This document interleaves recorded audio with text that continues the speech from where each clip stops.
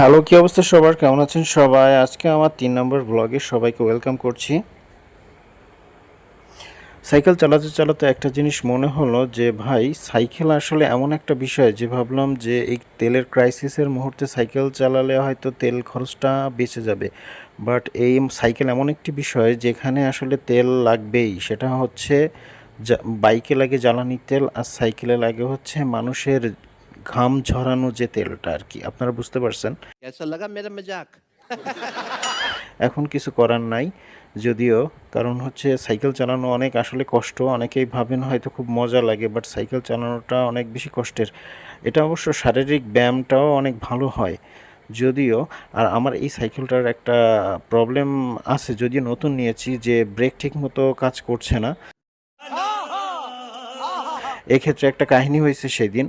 কারণ হচ্ছে আমি সাইকেল নিয়ে বের হয়েছি, এরকম যাচ্ছি, যেতে যেতে সামনে দেখি যে বেশ লোকজন আছে।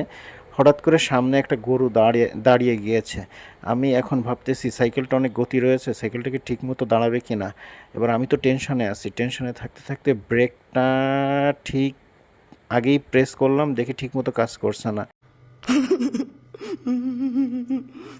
এখন তো ভাবছি যে সাইকেলটা গরুর গায়ের সাথে সংঘর্ষ হয়ে যাবে। এখন কি করা যায়? আবার অনেক মানুষজনও আছে, এটা একটা প্রেস্টিজেরও বিষয়।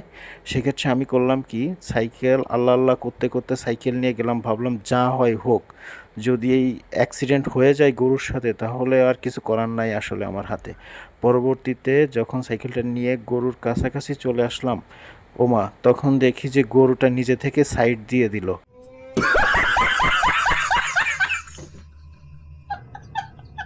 কারণ সে ভাবলো যে এখন যদি লেগে যায় আমার থেকে তার সম্মানহানিটা আরও বেশি হবে, তার থেকে সাইকেল চালকটা বেঁচে যাক মান সম্মানের হাতের থেকে।